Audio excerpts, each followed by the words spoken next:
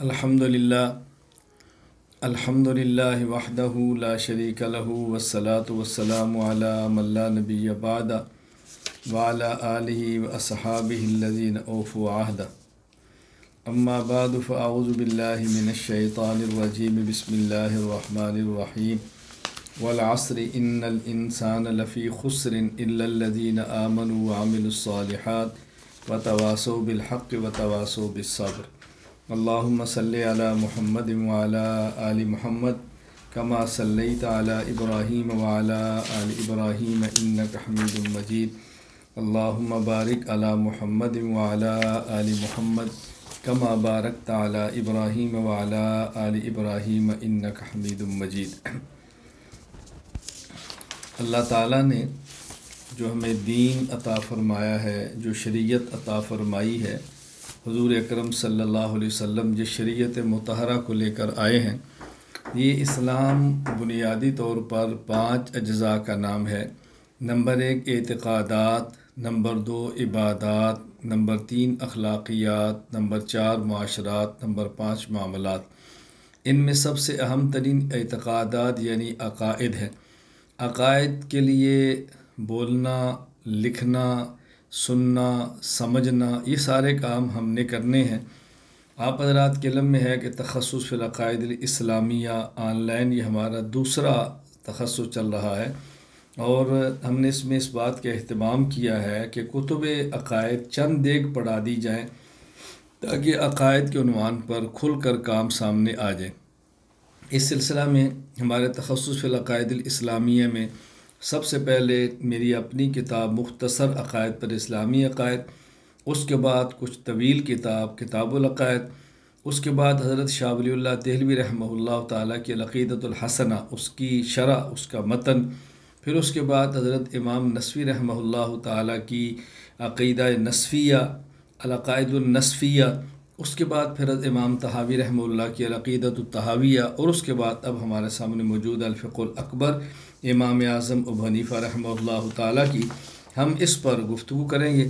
اس سے قبل بھی اس کتاب کی اہمیت کے پیش نظر کئی ایک مرتبہ اس کتاب کو میں بحمد اللہ تعالیٰ آف لائن اور آن لائن علماء کرام کو پڑھا چکا ہوں، اور تفصیلی اس پر دروس دیے جا چکے الحمدللہ۔ اپریل 2019 کو دورہ تحقیق المسائل جو سرگودا مرکز اہل سنت والجماعت ہوا، میں نے اس وقت اس کتاب کو وہاں پڑھایا۔ پھر اگست 2019 کو دورہ تحقیق المسائل کراچی، اس میں اس کو پڑھایا۔ پھر دسمبر 2020 کو آن لائن علماء افغانستان کو پڑھایا۔ پھر جنوری 2021 کو علماء ترکی کو الفقہ الاکبر میں نے پڑھائی۔ پھر فروری 2021 کو آن لائن علماء انگلینڈ، علماء امریکہ، علماء انڈیا، ان کو پڑھایا گیا۔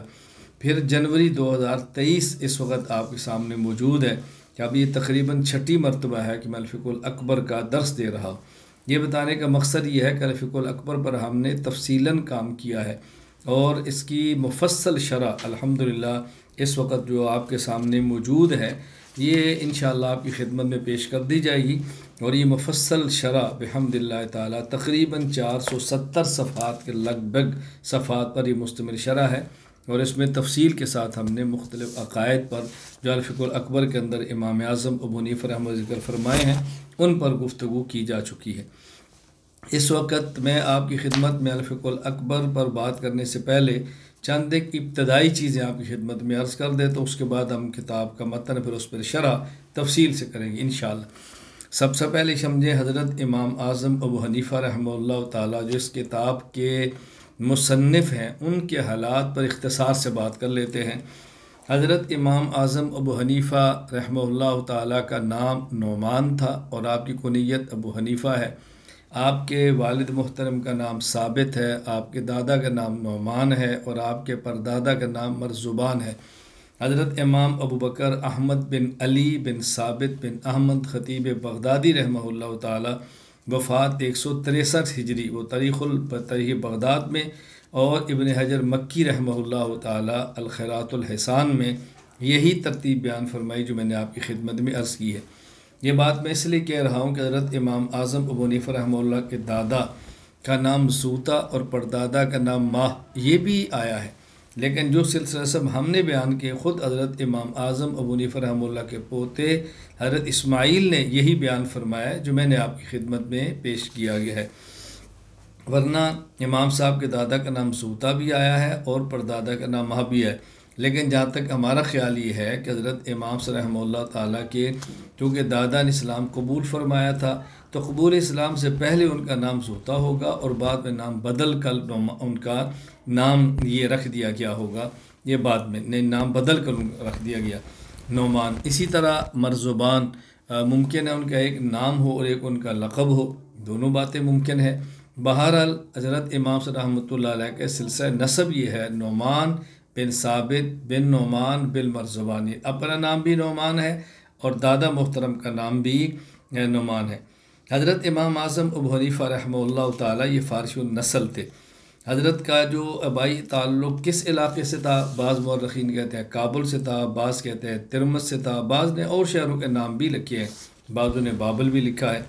تو حضرت امام صلی رحمۃ اللہ علیہ کے جو آبائی شہر تھے وہ بابل ہو یا کابل ہو یا ترمذ ہو، جو کچھ بھی ہو، امام صلی رحمۃ اللہ علیہ فارسی النسل تھے اور اجمی تھے۔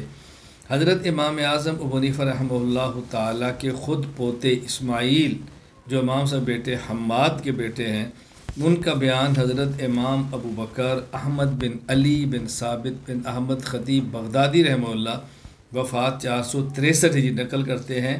وہ فرماتے ہیں انا اسماعیل بن حماد بن النعمان بن ثابت النعمان بن المرزبان من ابناء فارس الاحرار، یعنی ابناء فارس سے تھے اور پھر یہ حر تھے، ان کے سلسلہ نسب میں کہیں بھی کبھی غلامی نہیں آئی۔ وہ خود فرماتے ہیں واللہ ما بقى علینا رق قط، کبھی بھی ہمارے خاندان کے اوپر کے بزرگوں میں کوئی بھی کبھی غلام نہیں رہا، آزاد تھے۔ اور یہ جو امام صلی رحمہ اللہ نے کارنامے سر انجام دیے ہیں، اللہ تعالیٰ غلاموں سے بھی لے سکتے ہیں، آزاد شدہ آدمی سے بھی لے سکتے ہیں، لیکن جو پیدائشی حر ہو اور اس کے نسب میں کوئی شخص غلام نہ ہو، وہ حریت کے ساتھ جو کام کرتا ہے وہ ہر کسی کے سامنے ہے۔ حضرت امام اعظم ابو حنیفہ رحمہ اللہ تعالیٰ کا خاندان جب مشرف اسلام ہوا تو ان کو رشتہ داروں کی جانب سے کچھ پریشانی آئی، اس لیے انہیں ہجرت کا فیصلہ کیا۔ چنانچہ حضرت امام صلی رحمہ اللہ کے دادا جو نعمان تھے، یہ اپنا نقد اثاثہ لے کر مکہ کی طرف روانہ ہوئے۔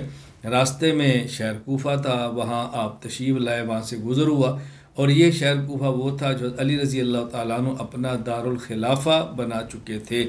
تو انہوں نے حضرت علی رضی اللہ جب شہر کوفہ دیکھا، دارالخلافہ دیکھا، وہاں کی برکات کو دیکھا، تو آپ نے مستقل پر وہاں رہنے کا ارادہ فرما لیا اور وہاں اپنی کپڑے کی تجارت کو شروع کر دیا۔ حضرت امام اعظم ابو حنیفہ رحمہ اللہ تعالیٰ کے یہ دادا جو تھے نعمان، یہ امام صاحب والد ثابت ابھی یہ چھوٹے تھے اور ان کا تذکرہ میں انشاءاللہ کروں گا، ان کی دعا کا نتیجہ حضرت علی کا۔ فی الحال جو میں عرض کرنا چاہتا ہوں، حضرت امام اعظم ابو حنیفہ رحمہ اللہ کے پردادا جب دادا آپ کے نعمان جب یہ کوفہ کے اندر رہے، انہوں نے حضرت امام اعظم حضرت علی المرتضیٰ رضی اللہ تعالیٰ خدمت میں فالودہ پیش کیا۔ اور فالودہ کس موقع پر پیش کیا؟ یہ فارسیوں کا جو سال تھا، ان کی اپنا جو تقویم تھا، تو ان کے سال نو کا یہ پہلا دن ہوتا، سورج خط استوا پر ہوتا، دن اور رات برابر ہوتے، تو یہ ان کے سال کا جو پہلا دن تھا، اس دن یہ لوگ جشن مناتے اور اس کے اندر یہ جشن میں جس طرح کھیل کود کھانا پینا ہوتی بھی کرتے تھے۔ تو انہوں نے اسی مناسبت سے علی المرتضیٰ رضی اللہ خدمت میں فالودہ بطور ہدیہ کے پیش کیا۔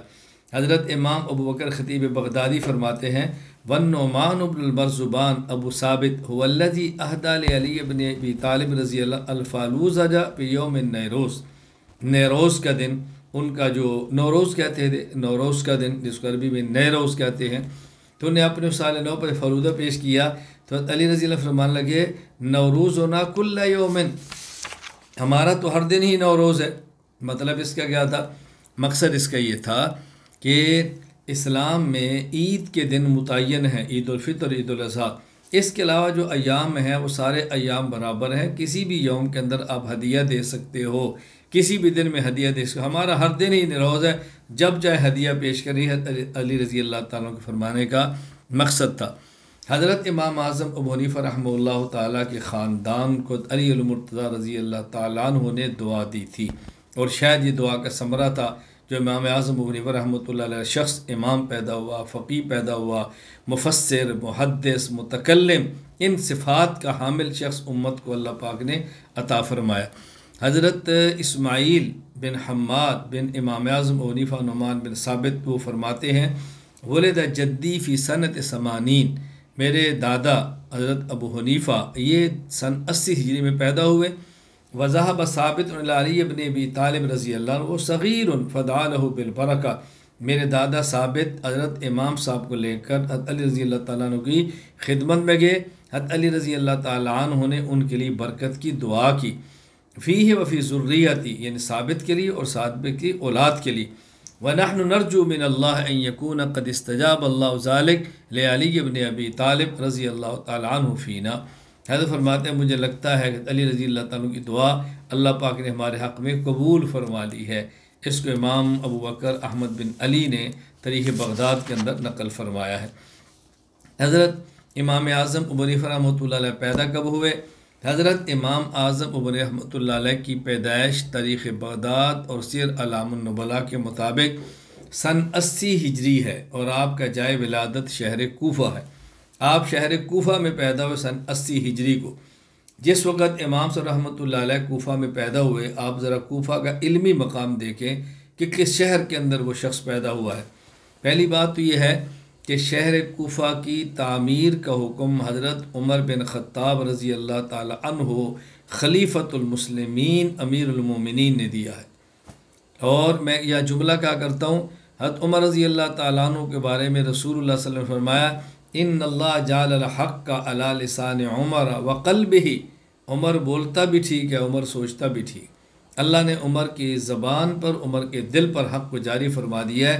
تو عمر رضی اللہ تعالیٰ کی فکر تھی اور آپ کا ارشاد تھا اور آپ کا حکم تھا شہر کوفہ کو تعمیر کرنے کا۔ اور شہر کوفہ تعمیر کس نے کیا؟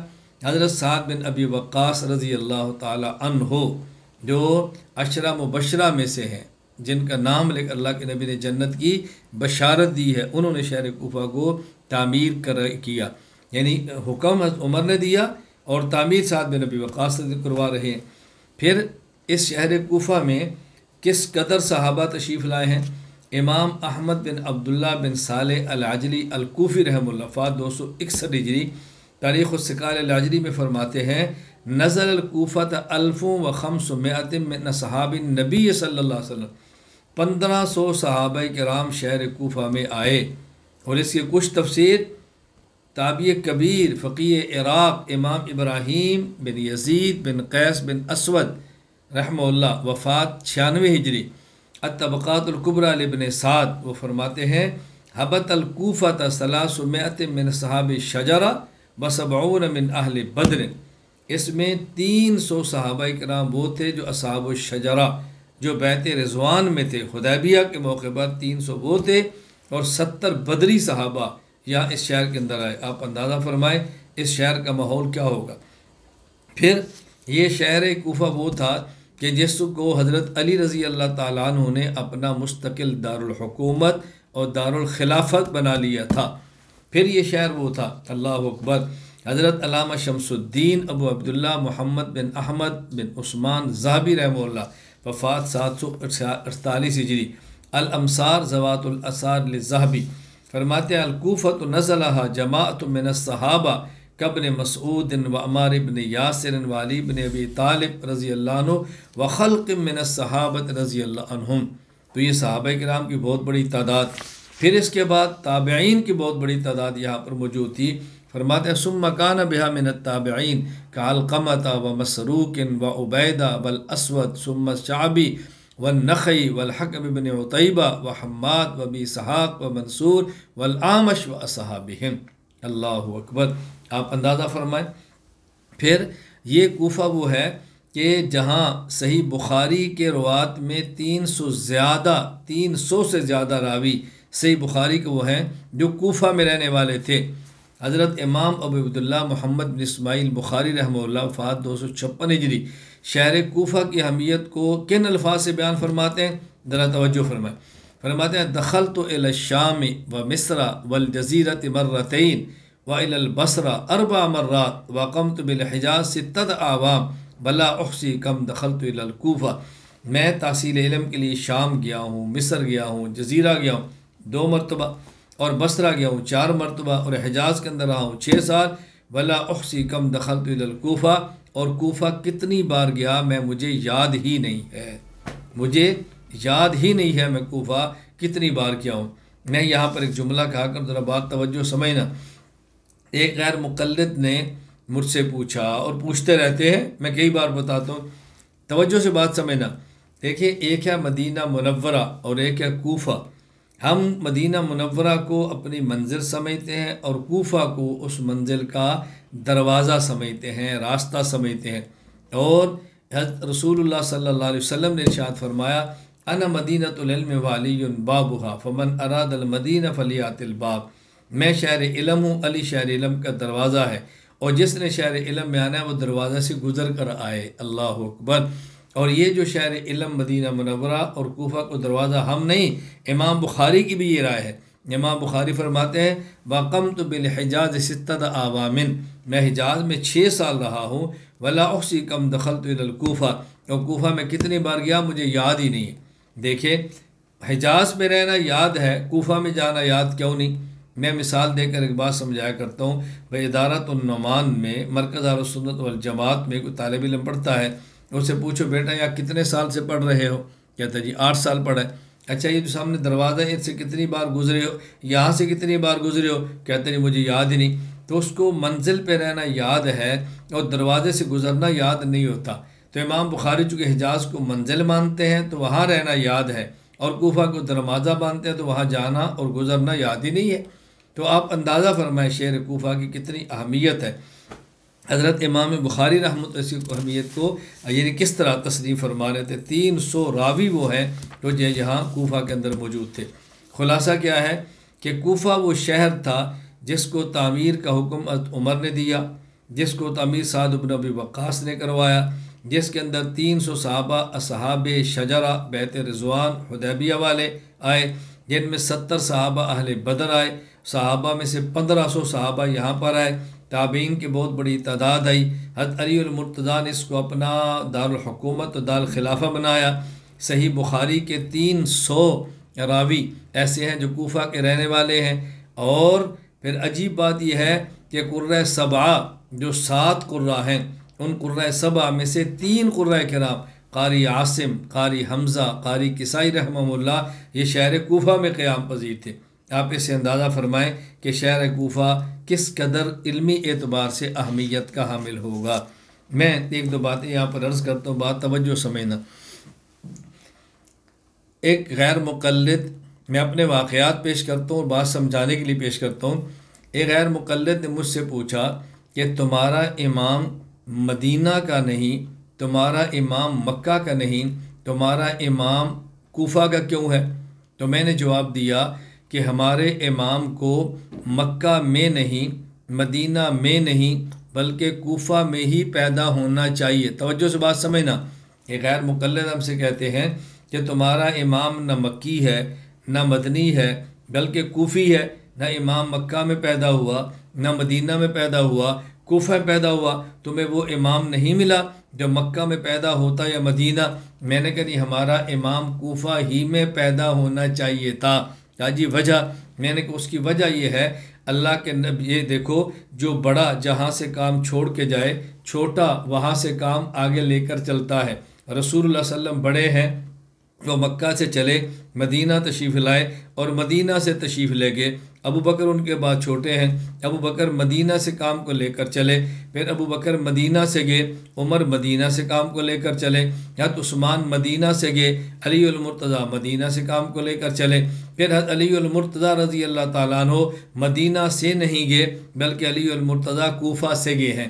وہاں دیکھیں حضرت رسول اللہ صلی اللہ علیہ وسلم کے بعد ابو بکر سب سے بڑے ہیں، علی چوتھے نمبر پر ہے، اور یہاں جو 4 فقہا ہیں، امام احمد، امام شافعی، امام مالک، امام ابو حنیفہ، انہیں میں ابو حنیفہ سب سے بڑے ہیں، تو علی خلفۂ راشدین میں سب سے آخر میں، اور امام ابو حنیفہ ائمہ اربعہ میں سب سے پہلے۔ تو جہاں سے آخری خلیفہ نے جانا تھا وہیں پر پہلے امام نے آنا تھا۔ تو تو کوفہ علی کی جائے شہادت ہے تو ابو حنیفہ کی جائے ولادت ہے۔ جو آخری خلیفہ کی جائے شہادت ہے وہی پہلے امام کی جائے ولادت ہونی چاہیے۔ تو امام حنیفہ کو تو پیدا ہی کوفہ میں ہونا چاہیے تھا۔ یہ تو عقل و خرد کا تقاضا ہے، ہم کوئی انوکھی بات تو نہیں کرتے۔ بات توجہ سے بات فرمائیں۔ اچھا، ایک شخص کہتا ہے کہ تم ڈائریکٹ مدینہ کی بات نہیں کرتے، تم تو کوفہ کی بات کرتے ہو، وایا کوفہ جاتے ہو، اور ہم ڈائریکٹ مدینہ کی بات کرتے ہیں۔ میں نے کہا ہماری ترتیب وہ ہے جو رسول اللہ صلی اللہ علیہ وسلم نے بیان فرمائی ہے۔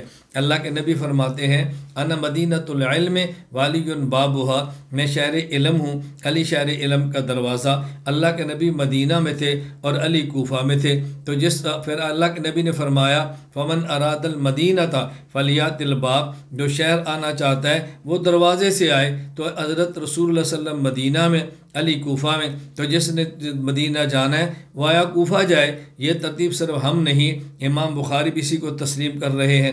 تبھی تو امام بخاری فرماتے ہیں واقمت بالحجاز ستۃ اعوام، میں حجاز میں 6 سال تک رہا۔ ولا احصی کم دخلت الی کوفہ، کوفہ کتنی بار گیا مجھے یاد ہی نہیں، کیونکہ منزل میں رہنا یاد ہوتا ہے، دروازے سے گزرنا یاد نہیں ہوتا۔ تو امام بخاری بھی مدینہ کو منزل مانتے ہیں، کوفہ کو دروازہ مانتے ہیں۔ ہم بھی مدینہ کو منزل مانتے ہیں اور کوفہ کو دروازہ مانتے ہیں۔ میں بات سمجھانے کے لیے کہا کرتا ہوں، بھئی ایک شخص اعلان کرتا ہے کہ بھی پہلی مسجد میں صف میں نماز پڑھے، اجر بہت ملتا ہے۔ ایک نمازی وہ جو دروازے سے گزرتا ہے اور مسجد میں چلے صف اول میں جاتا ہے، ایک نمازی وہ جو دروازہ پھلانگتا ہے اور صف اول میں جاتا ہے۔ دونوں نمازی ہیں، لیکن فرق کیا ہے؟ دروازے سے گزر کر صف اول میں جانے والا با ادب ہے، دیوار پھلانگ کر صف اول میں جانے والا بے ادب ہے۔ تو علی چونکہ کوفہ میں تھے جو شہر علم کا دروازہ ہے، نبی پاک مدینہ میں تھے جو شہر علم ہے، لہذا اس کو کراس کر کے جانا یہ بے ادبی ہے، اور وہ دروازے سے گزر کر جانا یہ ادب ہے۔ ہم چونکہ ادب والے ہیں اس لیے ہم کوفہ سے گزر کے جاتے ہیں۔ تو یہ کوئی ایسی باتیں نہیں ہیں کہ جو ہم خلاف عقل کرتے ہیں۔ اللہ تعالیٰ ہمیں یہ بات سمجھنے کی توفیق عطا فرمائے۔ تو میں نے مختصر سی بات کی ہے، حضرت امام اعظم ابو حنیفہ رحمہ اللہ کے بارے میں بات کر رہا تھا کہ امام صاحب کوفہ کے اندر پیدا ہوئے، اس وقت کوفہ کے شہر کی حیثیت کیا تھی۔ حضرت امام اعظم ابو حنیفہ رحمہ اللہ تعالیٰ، یہ آپ کے والد چونکہ ریشے کے کپڑے کی تجارت کرتے تھے، آپ نے اسی پیشے کو اختیار کیا، شروع میں آپ اسی کے اندر مصروف رہے، تجارت بھی کرتے رہے اور عبادات کے اندر مشغول بھی رہے۔ حضرت امام صاحب کا بہت بڑا کارخانہ تھا تجارت کرنے کے لیے، ریشم کا کپڑا بنانے کا۔ تو امام صاحب کی ابتدائی زندگی یہ تھی۔ حضرت امام صاحب رحمۃ اللہ علیہ اس کے بعد جب یہ علم سے وابستہ ہوئے تو خود حضرت امام اعظم ابو حنیفہ رحمۃ اللہ علیہ ابو عمر عامر بن شراحیل الشعبی رحمہ اللہ، اللہ اکبر، کیا گھر ہوا چونکہ قریب تھا بازار سے، امام صاحب گزرتے رہتے تھے تو کہتے ہیں امام صاحب کے چہرے پر علم کے آثار دیکھے، ذہانت کے آثار دیکھے۔ تو حضرت امام شعبی نے پوچھا کہ دیکھو کوئی طالب علم ہے پاس، پوچھا کہاں کس کے پاس آتے جاتے ہو؟ کہا کس کے پاس؟ کسی تاجر کا نام لیا۔ تو شعبی نے کہا نہیں میں تاجر نہیں، میں علماء کی بات کرتا ہوں۔ تو امام صاحب نے فرمایا میرا تو علماء کے پاس آنا جانا نہیں، یہ بچپن کی زندگی تھی۔ تو انہوں نے پھر کہا کہ نہیں تم علماء کے پاس جایا کرو، اللہ اکبر۔ خود فرماتے ہیں لم آن الاختلاف الی السوق آنیت الاختلاف الی العلماء فقلت قلیل الاختلاف الیہم، فرمایا میں تو علماء کے پاس کم ہی جاتا ہوں، فرمایا لا تفعل، ایسا نہ کرو، وعلیک بالنظر فی العلم وجالسۃ العلماء فانی اراک فیکم یقظۃ وحرکۃ، قال فوقع فی قلبی من قولی فترکت الاختلاف الی السوق واخذت فی العلم فنفعنی اللہ بقولی۔ میں عرض کیا کرتا ہوں کہ حضرت امام صاحب نے امام شعبی کی بات کو لیا، تجارت کو چھوڑا، علماء کے ساتھ مشغول ہو گئے اور امام صاحب کس مقام پر پہنچے۔ اس لیے تجارت میں وابستہ افراد بھی یہ بات کان کھول کے سنیں، آپ بھی علم میں آگے بڑھ سکتے ہیں، علم میں سبقت لے جا سکتے ہیں۔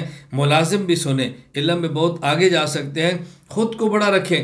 آج کی بات ہے، ممکن ہے میری گفتگو سن رہے ہوں، مجھے ملنے کے لیے ایک صاحب تشریف لائے جو ڈاکٹر تھے بڑی عمر کے، تو اپنے بچے کے لیے فرمایا جس نے مشکات تک پڑھا ہے میں چاہتا ہوں اس کے دورے کا انتظام۔ میں نے کہا ہمارا آن لائن دورہ حدیث چلتا ہے، آئندہ دورہ حدیث کے اندر بھی شرکت کر لے گا۔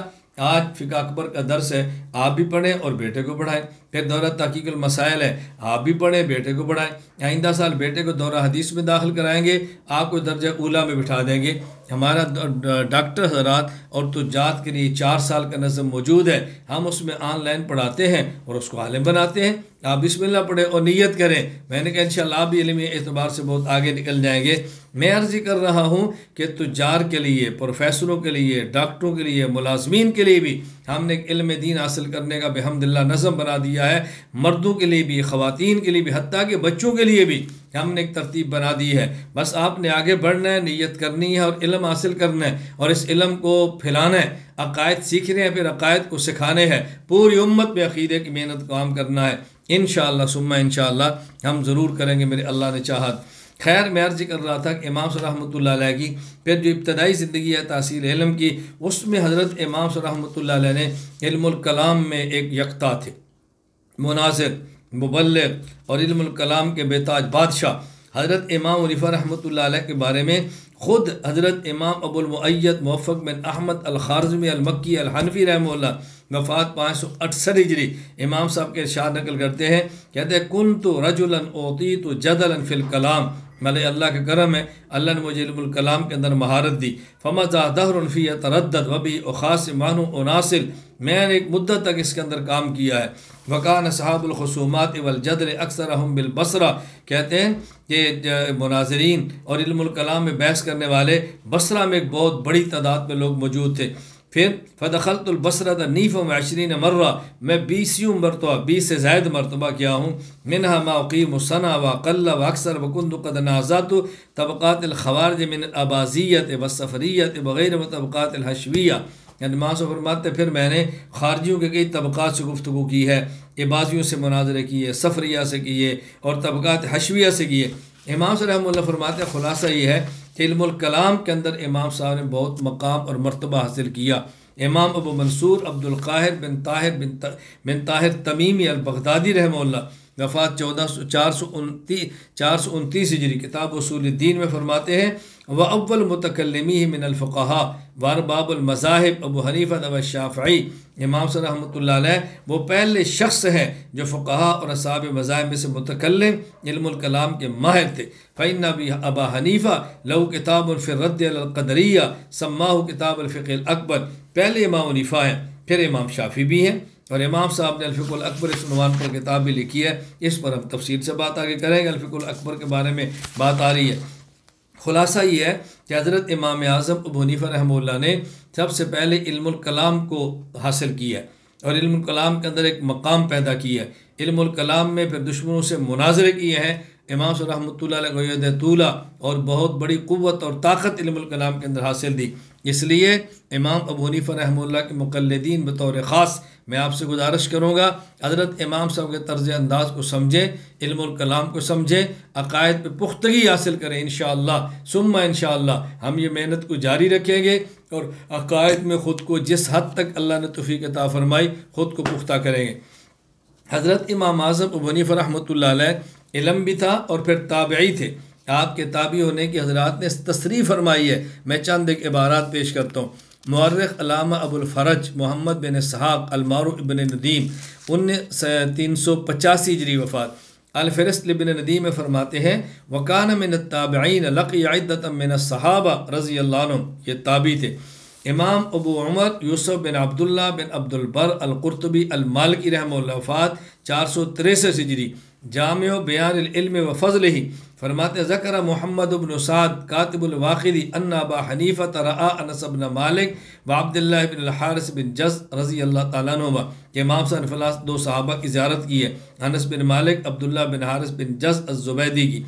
علامہ شمس الدین ابو عبداللہ محمد بن احمد بن عثمان ذہبی رحمہ اللہ، وفات 748 ہجری، مناقب الامام ابی حنیفہ و صاحبیہ للذہبی، اس میں فرماتے ہیں ولد رضی اللہ عنہ و ارضاہ فی سنۃ 80 فی خلافت عبد الملک بن مروان بالکوفہ وذالک فی حیات جماعت من الصحابہ رضی اللہ عنہ وکان من التابعین لهم ان شاء اللہ باحسان فانه صح انه رأى انس بن مالک، کہ امام اعظم حنیفہ رحمہ اللہ تعالیٰ یہ تابعی تھے۔ حضرت امام ابو زکریا یحییٰ بن ابراہیم بن احمد الازدی رحمہ اللہ، وفات 550 ہجری، منازل الائمۃ الاربعہ میں فرماتے ہیں فابو حنیفہ ادرک الصحابۃ رضی اللہ عنہ فہو من التابعین، امام صاحب نے صحابہ کی زیارت کی ہے، ملاقات کی اور تابعین تھے۔ علامہ حافظ محمد بن یوسف صالح الدمشق الشافعی رحمہ اللہ وفات 942 ہجری عقود الجمان للصالحی میں فرماتے ہیں اعلم رحمک اللہ تعالی ان الامام ابا حنیفہ رضی اللہ عنہ من التابعین وصح کما قال الحافظ الناقد ابو عبداللہ الذہبی انہ رأى انس بن مالک، یہ تابعی تھے۔ حضرت امام ابو حنیفہ رحمۃ اللہ علیہ نے جن صحابہ کرام کا زمانہ پایا ہے، حضرت علامہ محدث محمد ہاشم بن عبد الغفور السندی الحنفی رحمہ اللہ وفات 1174 ہجری نے ان صحابہ کرام رضی اللہ عنہ نے 21 کے نام نقل فرمائے ہیں جن کا امام صاحب نے زمانہ پایا۔ حضرت عبداللہ بن ابی اوفا، حضرت انس بن مالک، عمر بن حریث، عبداللہ بن حارث، عبداللہ بن انیس، حضرت واصلہ بن اسقا، سہل بن سعد، سعید بن خلاد، محمود بن ربیع، محمود بن لبید، عبداللہ بن بصر، ابو امامہ باہلی، وابسہ بن معبد، ابو حدید ہرماس بن زیاد، مقدام بن مادی کرب، عتبہ بن عبد السلمہ، یوسف بن عبداللہ، ابو طفیل عامر بن واصلہ، سعید بن یزید، ادا بن خالد، اکراش بن زویب رضی اللہ تعالی عنہم، 21 صحابہ۔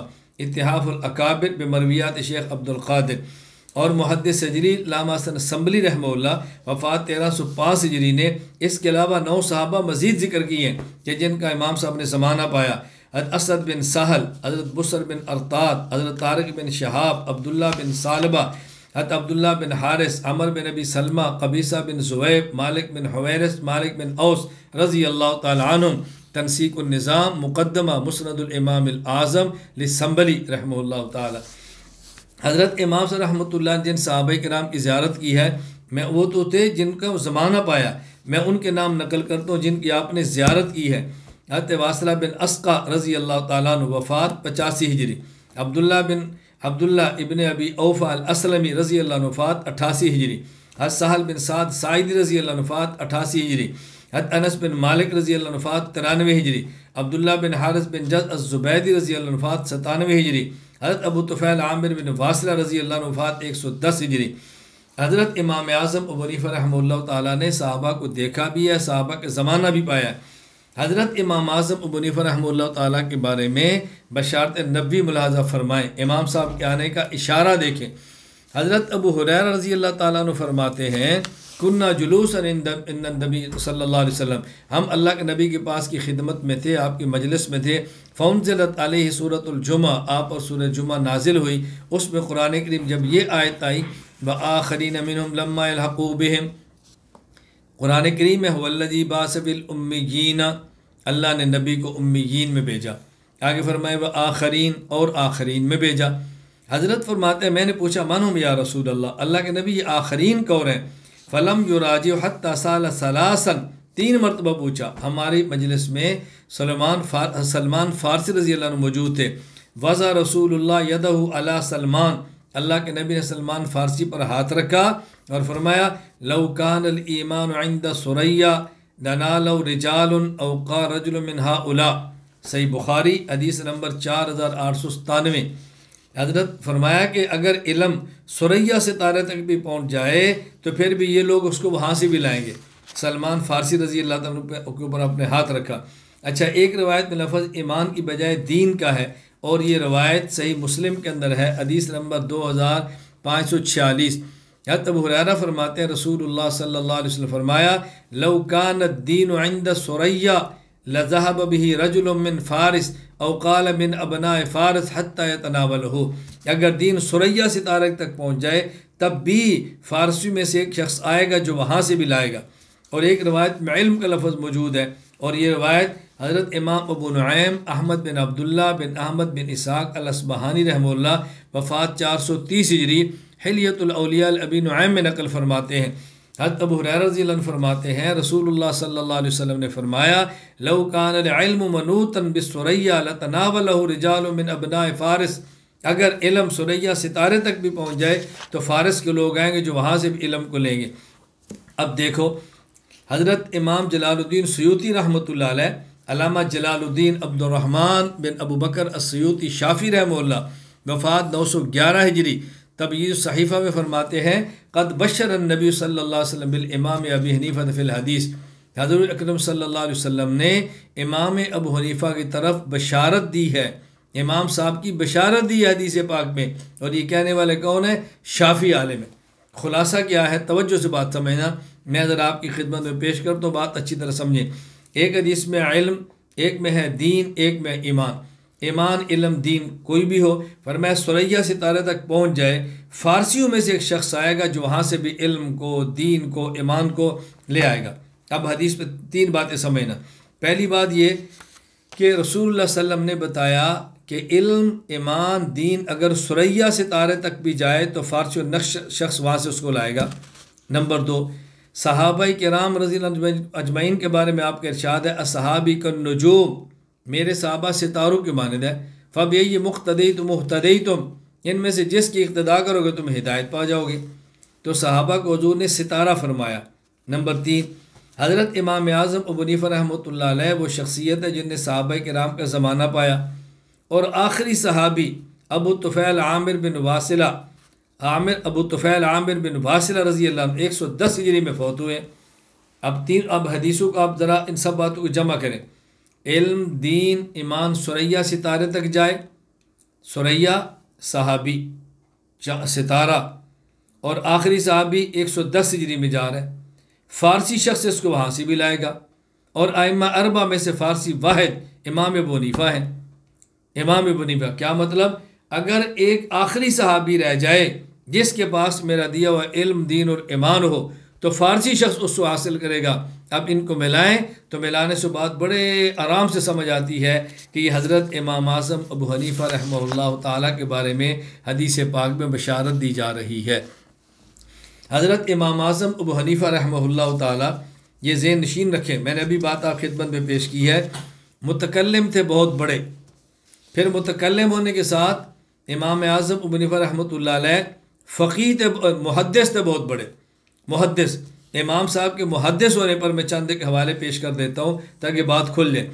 حضرت مصر بن قدام، وفات 153 ہجری، مناقب امام حنیفہ و صاحب الذہبی میں وہ فرماتے ہیں طلبت مع ابی حنیفہ الحدیث فغلبنا، ہم نے ابو حنیفہ کے ساتھ علم حاصل کیا، وہ ہم سے غالب ہو گیا۔ واخذنا فی الزہد فبرا علینا، پھر زہد و تقوی میں ہم مشغول، ابو حنیفہ ہم سے غالب ہو گئے۔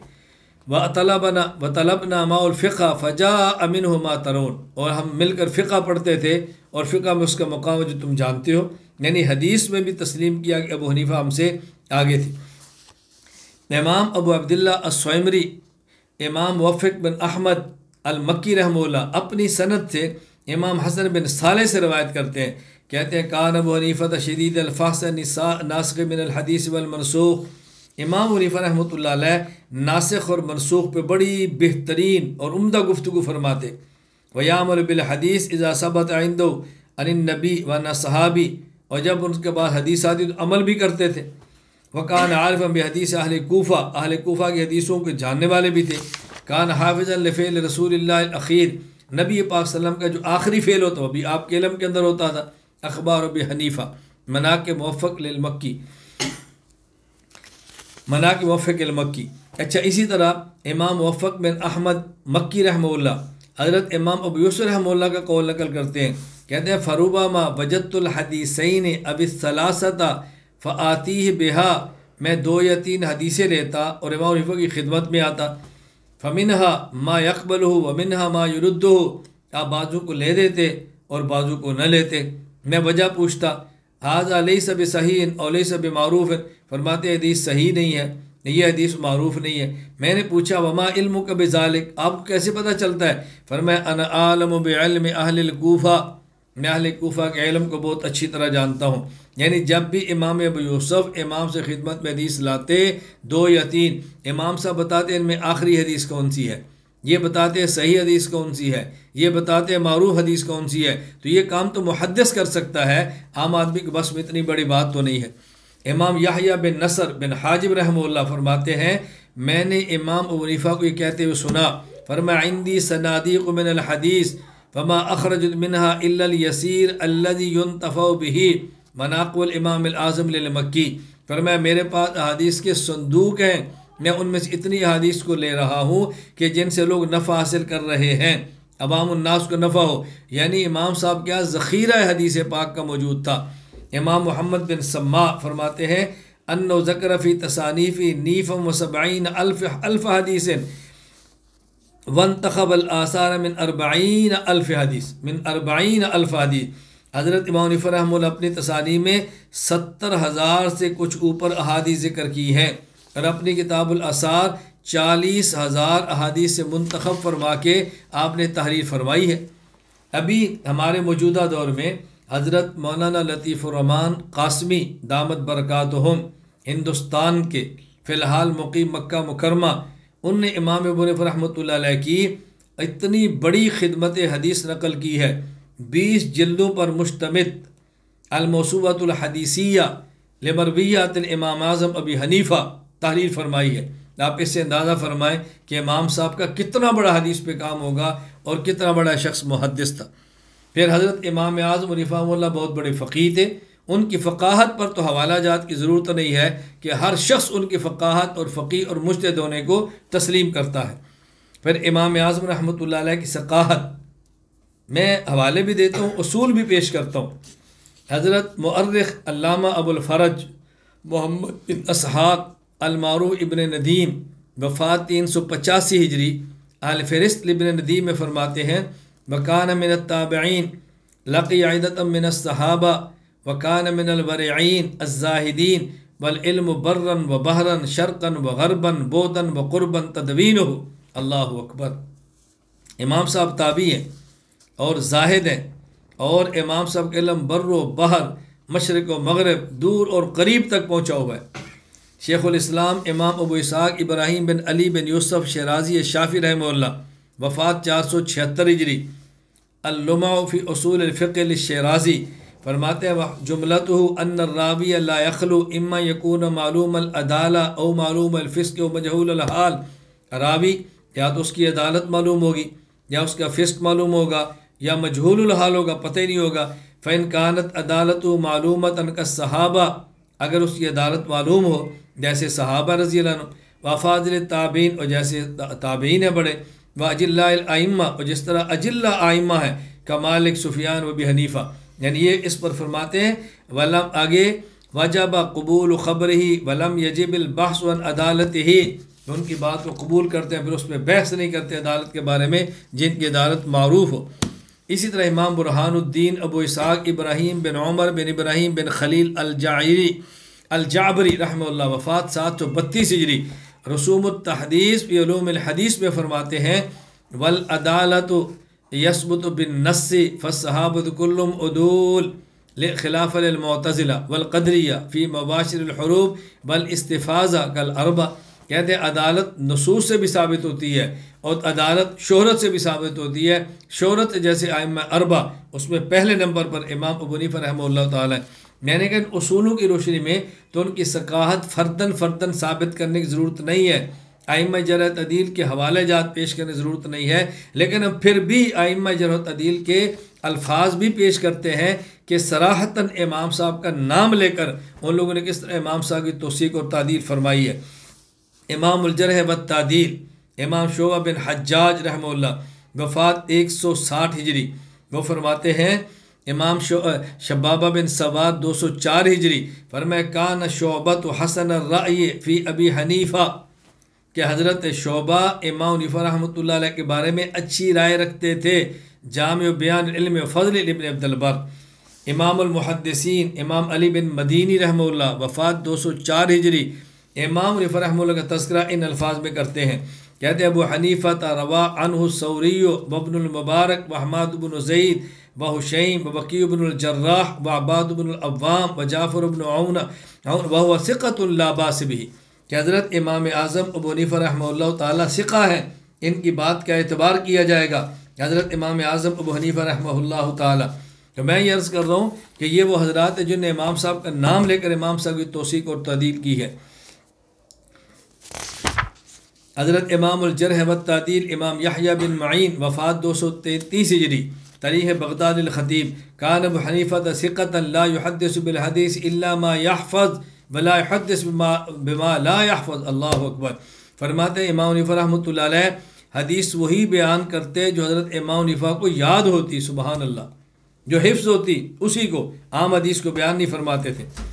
حضرت امام اعظم ابو حنیفہ رحمہ اللہ تعالیٰ اہل علم کی نظر میں اگرچہ ہمیں اس کی ضرورت نہیں ہے، ہم امام صاحب کے علم، ثقافت، فقاہت، علم حدیث، علم کلام سے واقف ہے، لیکن میں چند ایک حوالہ جات آپ کی خدمت میں پیش کر رہا ہوں کہ آپ اپنے پاس محفوظ رکھیں. اور وہ لوگ جو امام صاحب کے بارے میں نازیبا لفظ بولتے ہیں ان کو بتاؤ کہ امام ابو حنیفہ رحمہ اللہ کے بارے میں اہل علم کی رائے کیا تھی. تمہاری اوقات کیا ہے؟ تمہاری اوقات کیا ہے کہ تمہاری بات امام صاحب کے بارے میں سنیں؟ اہل علم کی رائے امام صاحب کے بارے میں کیا تھی؟ امام معمر بن راشد الازدی البصری رحمہ اللہ، وفات 153 ہجری، تاریخ بغداد، فرماتے ہیں ما عارف رجلا یحسن یتکلم فی الفقہ او یسعہ او یقیس و یشرح لمخلوق النجات فی الفقہ احسن معرفۃ من ابی حنیفہ. اللہ اکبر. کہتے ہیں میں نے امام ابو حنیفہ رحمہ اللہ سے بہتر کوئی شخص نہیں دیکھا جو فقہ کا ماہر ہو اور مخلوق خدا کے لیے فقہ و قیاس کے کو ذریعہ راہ نجات بتانے والا ہو. یعنی ان سے بہتر شخص میری نظر میں اور کوئی نہیں جس نے یہ کام کیا ہو. اور فرمایا ولا اشفق علی نفسہ من ان يدخل فی دین اللہ شیئا من الشک من ابی حنیفہ. اور میں نے امام حنیفہ رحمہ اللہ زیادہ کوئی شخص نہیں دیکھا جو اتنی احتیاط کرتا ہو کہ دین کے معاملے میں معمولی سا شک بھی ہو اور اس کو چھوڑ دے، شکوک و شبہات کو چھوڑ دے. اتنی احتیاط کرنے والا میں نے امام سے بڑھ کر کوئی بندہ نہیں دیکھا. حضرت امام مالک بن انس رحمہ اللہ، وفات 179 ہجری، تاریخ بغداد، فرماتے ہیں رأیت رجلا لو کلمک فی هذه الساریۃ ان یجعلها ذهبا لقام بحجتہ. میں نے ایک ایسے شخص کو دیکھا اگر وہ اس ستون کے بارے میں ثابت کرنا چاہے کہ یہ سونے کا ہے، وہ دلیل کے ساتھ سونے کا ستون ثابت کر سکتا ہے. یعنی لکڑی کے ستون کو سونے کا ثابت کرنا چاہے تو قوت دلیل سے وہ ثابت کر سکتا ہے. امام جرح و تعدیل امام یحییٰ بن سعید قطان رحمہ اللہ، وفات 198 ہجری، تاریخ بغداد، فرماتے ہیں لا نکذب اللہ ما سمعنا احسن من رائے ابی حنیفہ وقد اخذنا باکثر اقوالی. اللہ پر ہم جھوٹ نہیں بولتے، ہم نے ابو حنیفہ کی رائے سے بہتر کسی شخص کو نہیں دیکھا. حضرت امام محمد ادریس شافعی رحمہ اللہ، وفات 204 ہجری، تاریخ بغداد، فرماتے الناس عیال علی ابی حنیفہ فی الفقہ. فقہ میں لوگ ابو حنیفہ کی اولاد کی طرح ہے. امام احمد بن محمد بن حنبل رحمہ اللہ، وفات 241 ہجری، تاریخ بغداد، فرماتے ہیں وکان احمد بن حنبل اذا ذکر ذلک بکا فترحم علی ابی حنیفہ وذلک بعد ان ضرب احمد. امام حنیفہ کو جب امام احمد بن حنبل کو کوڑے لگے، تکلیفوں سے گزرنا پڑا، امام حنیفہ کا ذکر آتا تو رو پڑتے اور وہ فرماتے اللہ رحم فرما امام حنیفہ پر. ان کی رحمت کی دعائیں فرمایا کرتے تھے. کس قدر اس شخص نے تکلیفیں اور مشقتیں برداشت کی ہیں اور ابو حنیفہ اس مقام پر پہنچے ہیں. حضرت امام ابو حنیفہ رحمۃ اللہ علیہ کی اساتذہ اکابر اہل علم تھے. حضرت امام سے رحمہ اللہ نے جن اساتذہ کرام سے علم حاصل کیا اور جن سے آپ نے علم حاصل کیا، اگر آپ اندازہ فرمائیں مجموعی تعداد کتنی تھی. امام ابو حفص کبیر رحمہ اللہ نے امام صاحب کے اساتذہ میں سے 4000 اساتذہ کا ذکر فرمایا. الخیرات الحسان وقد ذکر منہم الامام ابو حفص الکبیر 4000 شیخین. 4000 یعنی کس قدر اساتذہ امام صاحب نے علم کو حاصل کیا ہوگا، آپ اندازہ فرما سکتے ہیں. ان میں چند مشہور میں نے عرض کیا، ہم نے تحریر بھی کر دی ہے. واصلہ بن اسقا، عبداللہ بن ابی اوفا، سہل بن سعد، انس بن مالک، عبداللہ بن حارث، ابو طفیل، عامر بن واصلہ رضی اللہ عنہ تو صحابہ تھے. حماد بن ابی سلیمان، امام ابو عمر عامر بن شراحیل الشعبی، امام عطا بن ابی رباح المکی، امام علقمہ بن مرشد، امام حکم بن عتیبہ، امام جعفر محمد بن علی، سعید بن مسروق الثوری، عدی بن ثابت انصاری، امام ابو سفیان سعدی. کتنے بڑے بڑے مشائخ تھے جن سے آپ نے علم حاصل کیا. حضرت امام سے رحمہ اللہ تعالیٰ نے علم حاصل بھی کیا اور آپ نے سلسلہ تدریس کو بھی جاری فرمایا. حضرت امام صاحب کے جو استاذ تھے حماد بن ابی سلیمان، آپ کا انتقال 120 ہجری میں ہوا. مشورے سے آپ کے بیٹے کو ان کی مسند پر بٹھایا، لیکن ان پر نحو اور ادب کا غلبہ تھا. کم حق و فقہ کا وہ حق ادا نہ کر سکے، لہذا ان نے خود ہی دستبرداری کر لی۔ اس کے بعد امام صاحب کے شاگرد امام موسیٰ ابن ابی کثیر کو یہ ذمہ داری سونپی گئی۔ لوگ ان کی قدر و منزلت سے واقف تھے، لیکن فقہ کے اتنے ماہر وہ بھی نہیں تھے جتنے امام حنیفہ رحمہ اللہ تھے۔ وہ حج پر تشریف لے گئے تو لوگوں نے امام صاحب کو مسند پر بٹھایا، پھر حضرت امام حنیفہ رحمہ اللہ تعالیٰ تا دم حیات اس ذمہ داری کو نبھاتے رہے۔ حضرت امام صاحب کے حلقہ درس میں طول و عرض سے اور مشرق و مغرب سے لوگ آتے اور امام صاحب کا درس کے اندر شریک ہوتے تھے۔ اللہ اکبر۔ حضرت امام محمد بن یوسف الشافعی رحمہ اللہ وفات 942 ہجری عقود الجمان میں ان شہروں اور ملکوں کی فہرست دی ہے کہ جہاں سے لوگ امام صاحب سے علم حاصل کرتے تھے۔ میں چند ایک ذکر کر دیتا ہوں۔ مکہ مکرمہ، مدینہ منورہ، کوفہ، بصرہ، واسط، موصل، جزیرہ، رقہ، نصیبین، دمشق، رملہ، مصر، یمن، یمامہ، بحرین، بغداد، حلوان، رے، طبرستان، نیشاپور، جرجان، بخارا، سمرقند، ترمذ، بلخ، ہرات، سجستان، خوارزم۔ کتنی بڑی تعداد تھی جو لوگ آتے تھے اور امام صاحب سے علم حاصل کرتے تھے۔ حضرت امام اعظم ابو حنیفہ رحمہ اللہ کے تلامذہ اور شاگرد بہت بڑی تعداد تھی، اتنی بڑی تعداد کہ علامہ شمس الدین ابو عبداللہ محمد بن احمد بن عثمان ذہبی رحمہ اللہ وفات 748 ہجری مناقب الامام اعظم ابو حنیفہ و صاحبی کے اندر فرماتے ہیں، ربا عنہ من المحدثین والفقہاء عدت لا یحصون۔ امام صاحب سے اس قدر محدثین اور فقہاء نے علم حاصل کیا کہ ان کو گنا نہیں جا سکتا۔ اللہ اکبر، ان کو گنا نہیں جا سکتا۔ چند ایک معروف ہے جن کا میں ذکر کرتا ہوں، امام ظفر بن حذیل، امام ابو یوسف، امام حماد بن ابی حنیفہ، امام حسن بن زیاد، محمد بن حسن ابو مطیع البلخی، یہ چند ایک ہے۔ بہت بڑی تعداد تھی جو امام صاحب کا علم حاصل کرتے تھے۔ پھر حضرت امام اعظم ابو حنیفہ رحمہ اللہ تعالیٰ کے جو کارنامے ہیں ان میں اہم ترین کارنامہ وہ فقہ اسلامی کی تدوین ہے، قانون اسلامی کی تدوین ہے۔ امام صاحب نے 2 کام بہت اہم فرمائے، نمبر 1 قانون سازی، نمبر 2 افراد سازی۔ ایک تو ان نے فقہ کو مرتب فرمایا، شریعت کو مدون فرمایا اور اس کے لیے افراد تیار فرمائے جو افراد اس کام کو لے کر چلیں۔ محتاط اندازے کے مطابق 83,000 دفعات پر مشتمل امام صاحب نے قوانین مرتب فرمائے ہیں، 83,000 دفعات پر مشتمل قوانین مرتب فرمائے۔ اور علامہ جلال الدین عبد الرحمن بن ابو بکر سیوطی رحمہ اللہ وفات 911 ہجری تبییض الصحیفہ میں فرماتے ہیں، من مناقب ابی حنیفہ التی انفرد بها انه اول من دون علم الشریعہ ورتب ابوابا ثم تابعه مالک بن انس۔ یہ پہلے وہ شخص ہے کہ جس نے علم شریعت کی تدوین کی اور ابواب میں اسے مرتب فرمایا، یہ پہلے وہ شخص ہے۔ حضرت امام اعظم ابو حنیفہ رحمۃ اللہ علیہ نے 40 رکنی کمیٹی بنائی، مسئلہ اس 40 رکنی کمیٹی سے گزرتا، اس پہ گفتگو ہوتی، اس پر بحث ہوتی اور اس کے بعد مرتب ہوتا اور مسئلہ تحریر کر دیا جاتا۔ میں اس لیے گزارش کیا کرتا ہوں کہ ائمہ اربعہ میں سے حضرت امام اعظم ابو حنیفہ رحمہ اللہ وہ فقیہ اور مجتہد ہیں کہ جن کی فقہ شورائی فقہ ہے، شخصی نہیں ہے۔ 40 رکنی کمیٹی آپ نے امام صاحب نے تیار فرمائی تھی۔ وہ 40 رکنی کمیٹی کن افراد پر مشتمل تھی؟ نمبر 1 امام ظفر وفات 158 ہجری، نمبر 2 امام مالک وفات 159 ہجری، امام مالک بن انس نہیں، امام مالک اور ہے۔ امام داؤد طائی وفات 160، امام مندل بن علی وفات 168، امام نصر بن عبد الکریم وفات 169، امام عمر بن مامون وفات 171، امام حبان بن علی وفات 173، امام ابو عصمہ وفات 173۔ نمبر 9 امام زبیر بن معاویہ وفات 173۔ 10 امام قاسم بن معین وفات 175۔ 11 امام حماد بن امام اعظم وفات 176۔ 12 امام حیاج بن بسطام وفات 177۔ 13 امام شریک بن عبداللہ وفات 178۔ 14 امام عافیہ بن یزید وفات 180۔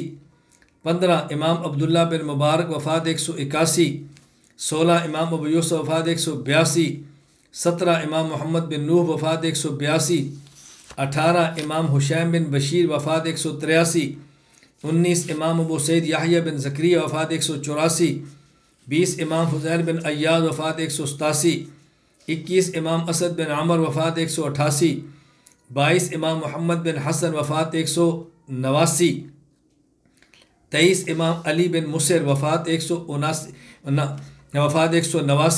24 امام یوسف بن خالد وفات 189، 25 امام عبداللہ بن ادریس وفات 192، 26 امام فضل بن موسیٰ وفات 192، 27 امام علی بن طیبان وفات 192، 28 امام حفص بن غیاث وفات 194، 29 امام وقی بن جراح وفات 197، 30 امام ہشام بن یوسف وفات 197، 31 امام یحییٰ بن سعید قطان وفات 198، 32 امام شعیب بن اسحاق وفات 198، 33 امام ابو حفص بن عبد الرحمن وفات 199، 34 امام ابو مطی بلخی وفات 199، 35 امام خالد بن سلیمان وفات 199، 36 امام عبدالحمید وفات 203، 37 امام حسن بن زیاد وفات 204، 38 امام ابو عاصم النبیل وفات 212، 39 امام مکی بن ابراہیم وفات 215، 40 امام حماد بن دلیل وفات 215۔ امام ابو حنیفہ رحمہ اللہ، تالیف مولا عزیز الرحمان، اب اس میں فرمائے 40 رکنی کمیٹی تھی جو حضرت امام صاحب نے ترتیب دی اور ان سے مسئلہ گزر کر آگے جاتا۔ کتنا بڑا یہ کارنامہ ہے حضرت امام اعظم ابو حنیفہ رحمہ اللہ تعالیٰ کہ میں نے عظمت اور مناقب پر تھوڑی مختصر سی گفتگو کی ہے یہ بتانے کے لیے کہ امام ابو حنیفہ رحمۃ اللہ علیہ کتنے بڑے آدمی تھے۔ امام رحمۃ اللہ علیہ کو اللہ نے ظاہری حلیہ بھی دیا، اوصاف بھی عطا فرمائے۔ حضرت امام ابو یوسف وفات 182 ہجری، حضرت امام صاحب کے بارے میں فرماتے ہیں کان ابو حنیفہ ربعۃ من الرجال، متوسط قد تھا، لیس بالقصیر ولا بالطویل، نہ زیادہ چھوٹے نہ لمبے، درمیانہ قد، وکان احسن الناس منطقہ، انداز گفتگو بہت اچھا، اخلاہم نغمہ، آواز بہت پیاری، حسن الوجہ، چہرہ حسین، حسن الثیاب، کپڑے خوبصورت، طیبۃ الرائحہ، زیر استعمال خوشبو انتہائی عمدہ، سریعا الی مواساۃ الاخوان، اپنے دوست اور بھائیوں خیر خواہی کا جذبہ رکھنے والے، مناقب الائمہ اربع للمقدسی۔ حضرت امام صلی رحمۃ اللہ علیہ کے اخلاق اتوار بھی بہت اچھے تھے، ظاہر بھی اچھا تھا، باطن بھی اچھا تھا، اللہ نے امام صلی رحمۃ اللہ علیہ کو خوب نوازا تھا۔ اور امام صلی رحمۃ اللہ علیہ علم، صرف علم نہیں تھا، تقوی، عمل، عبادت، شب بیداری امام صاحب پر ختم ہے۔ حضرت امام اعظم ابو حنیفہ رحمہ اللہ کا ذوق عبادت، حضرت امام ابو بکر احمد بن علی بن ثابت بن احمد خطیب بغدادی رحمہ اللہ، وفات 463 ہجری، تاریخ بغداد، فرماتے ہیں ابو عاصم النبیل فرماتے ہیں کان ابو حنیفہ رحمہ اللہ یسمی الوطد لکثرت صلاتہ، امام صلی رحمۃ اللہ علیہ کو وطد سے ستون کہا جاتا کثرت سے نماز پڑھنے کی وجہ سے، یعنی اتنا طویل آپ یوں قیام فرماتے اور جم کے کھڑے ہوتے کہ دیکھنے والا سمجھتا کہ ستون زمین پر گاڑ دیا گیا ہے۔ اللہ اکبر۔